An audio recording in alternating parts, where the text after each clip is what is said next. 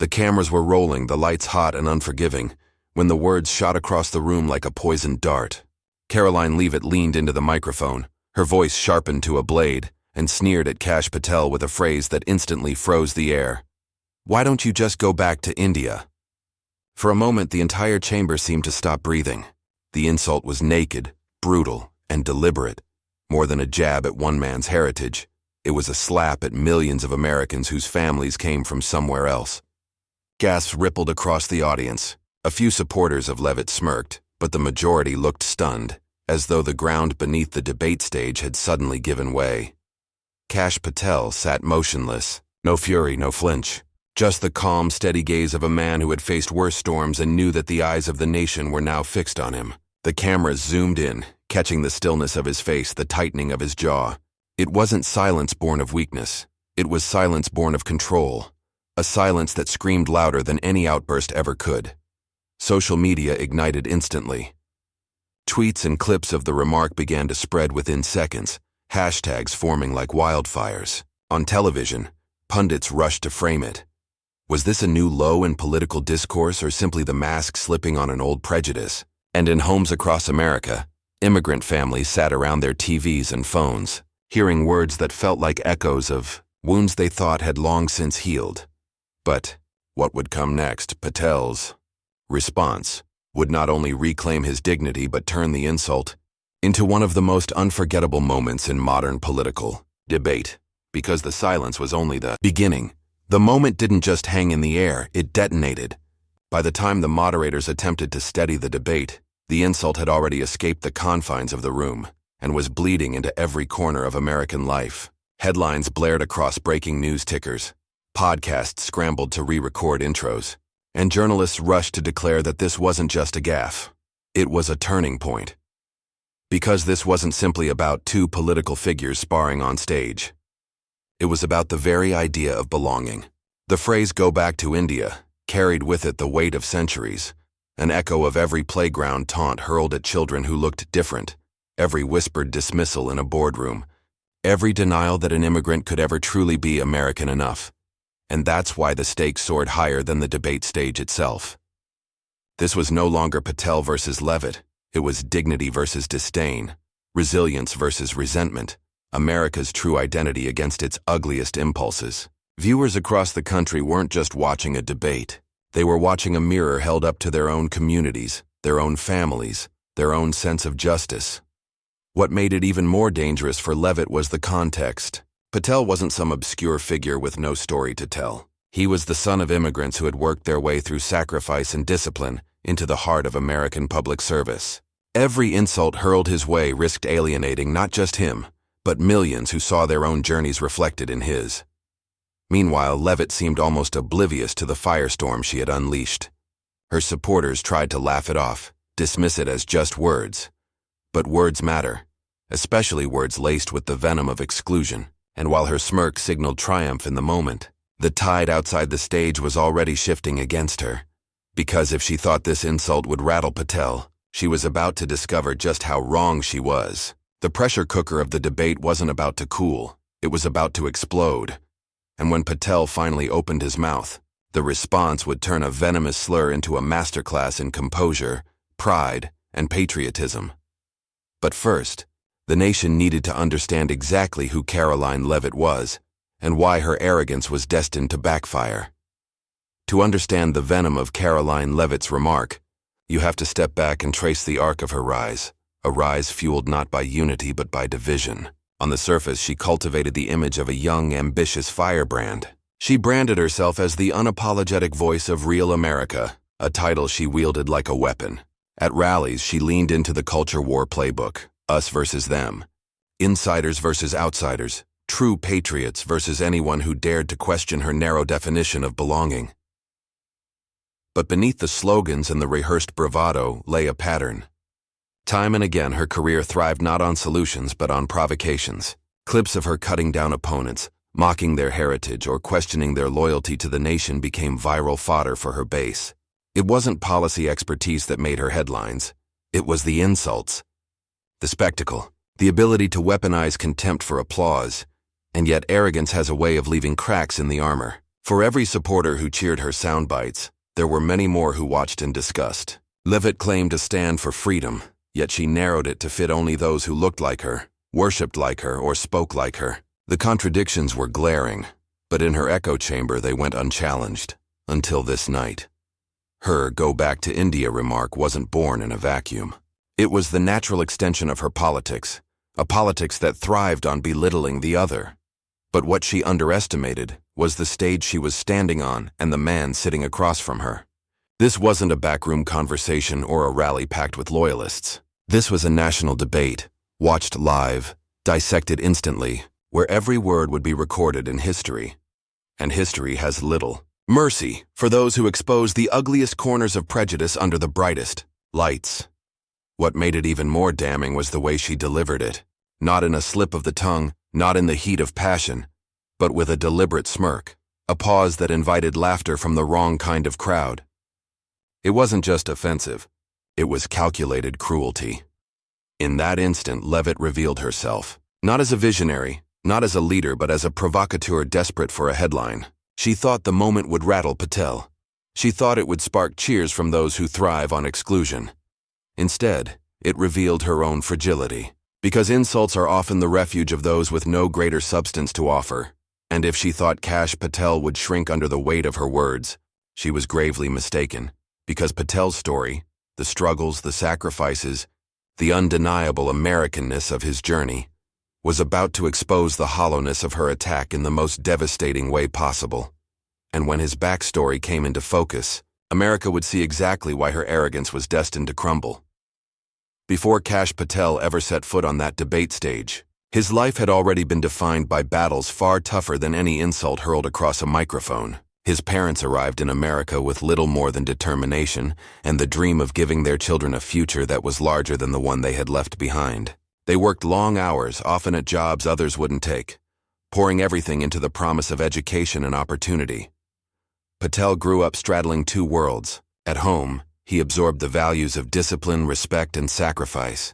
Outside, he learned quickly that having a name and face that didn't fit neatly into the mainstream came with its own invisible battles. He heard the whispers, the mocking imitations, the casual questions about whether he was really American. But instead of bending under that weight, he built himself up. Every slight became fuel. Every doubt became proof that he could and would rise higher. Education was his weapon of choice. Patel pursued law, driven by a belief that justice wasn't just a word but a duty. He earned positions in national security and government, rising to places where very few children of immigrants had ever stood. Each step forward was not just his own.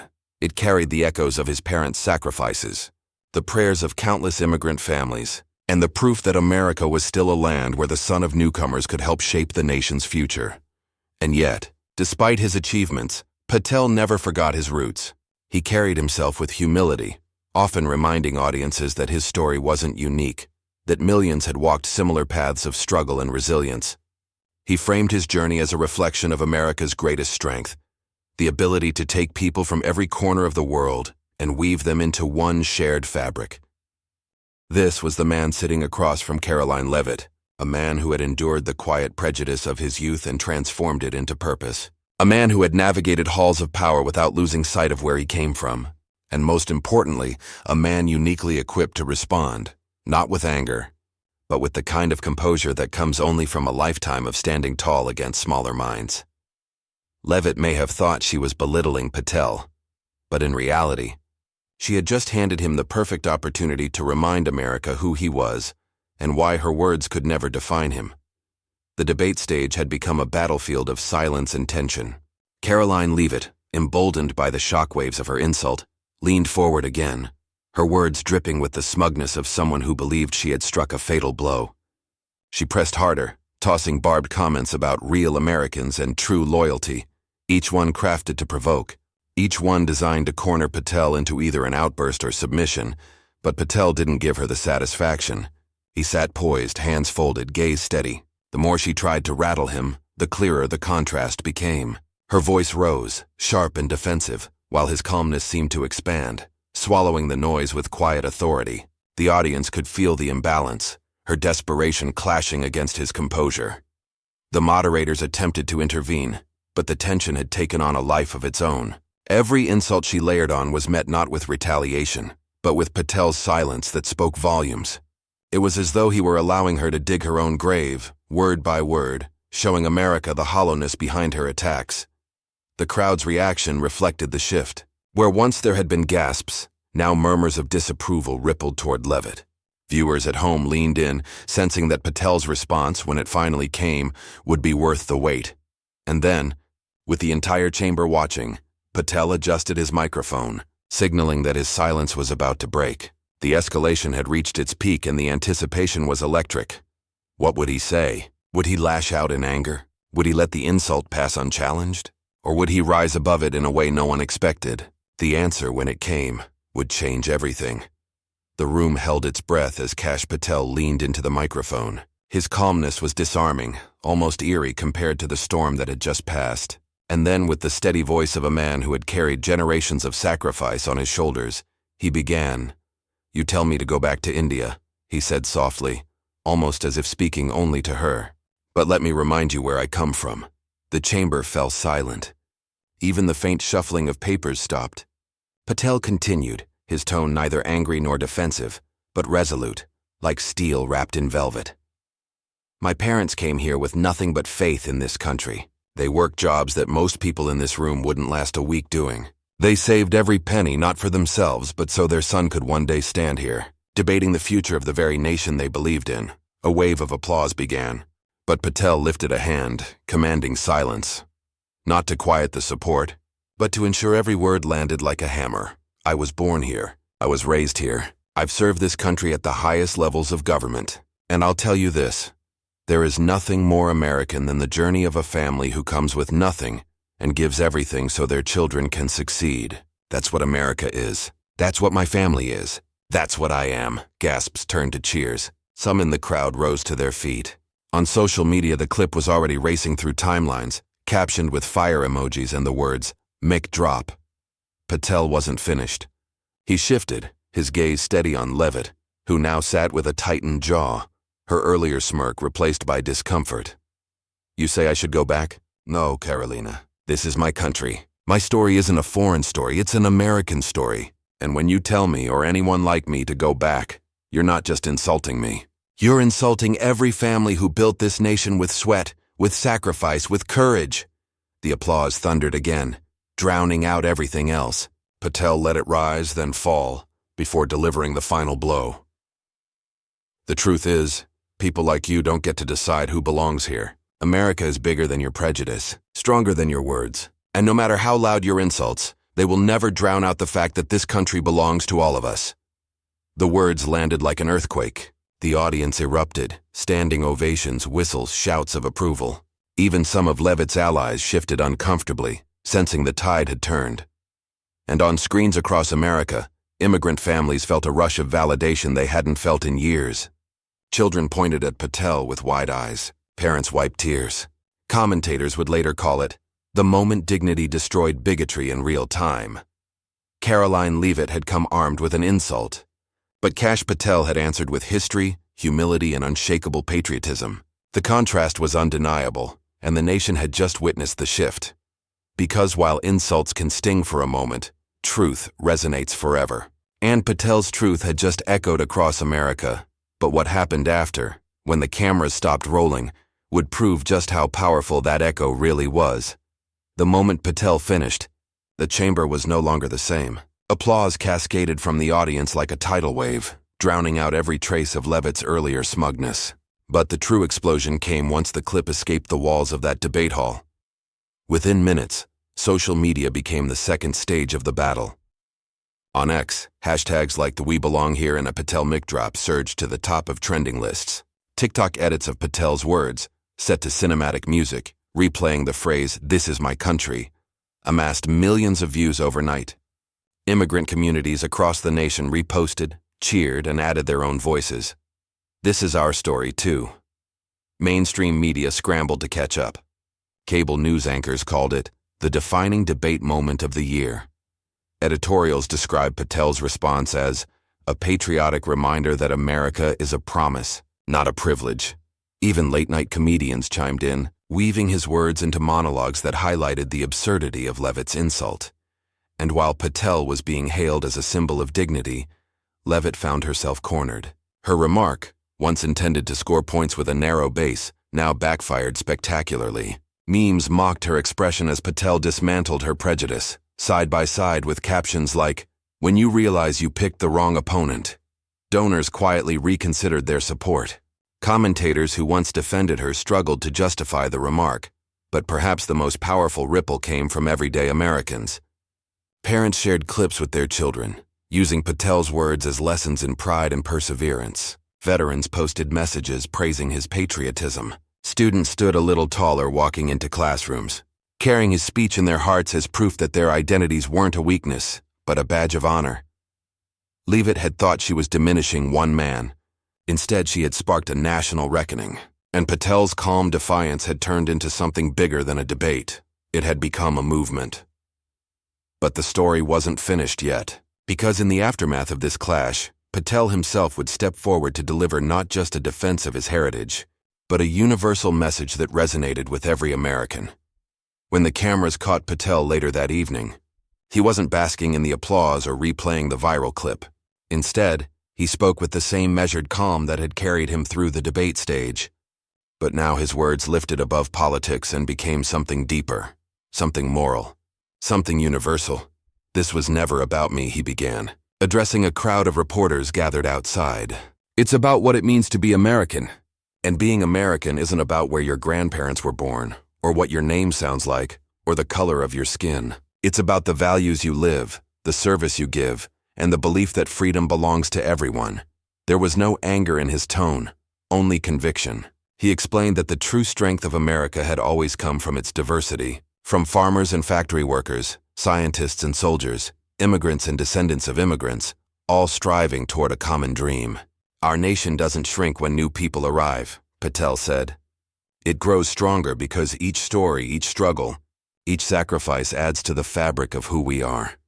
The crowd grew quiet, as though the noise of the day had finally faded to make room for something timeless. His words weren't a rebuttal anymore. They were a call to remember what America was supposed to stand for. Then came the line that would be replayed on every news channel for weeks. "When you tell someone to go back, you forget what America is. Because America is not a place you go back to. It's a place you move forward in, together." It was a lesson wrapped in dignity, transforming an ugly insult into an anthem of belonging. And in that moment, Patel reminded the nation that true patriotism isn't loud arrogance or exclusion. It's the quiet strength of lifting others, of proving through action that every sacrifice, every dream, every voice matters. His response had begun as a defense, but it ended as a moral compass, guiding America back to its better self. And as the crowd applauded once more, the story closed not on division but on hope. And so, what began as an ugly insult ended as a defining moment, a reminder that words meant to divide can be transformed into lessons that unite. Karoline Leavitt had tried to strip Kash Patel of his identity with a single line, but instead, she exposed the hollowness of prejudice for the entire nation to see. Patel's response, measured, dignified, and undeniably American, turned a slur into a spark of inspiration that now lives far beyond that debate stage. In homes across the country, families replayed his words, not just as politics but as proof that dignity outlasts arrogance, proof that prejudice crumbles when confronted by truth, proof that the American dream, though challenged, is still alive in the voices of those who refuse to be silenced. And that is why this moment matters, because it is bigger than Patel or Leavitt. It is about us, every viewer, every citizen, every person who has ever questioned whether they truly belong. His words gave the answer. Yes, you do. This is your country too. Now the responsibility shifts to us, to carry that lesson forward, to stand up whenever hate tries to disguise itself as patriotism, to remind ourselves and each other that America's greatness is not in its divisions, but in its ability to stand as one despite them. If you believe in that vision, if Patel's stand moved you, then don't let this moment fade.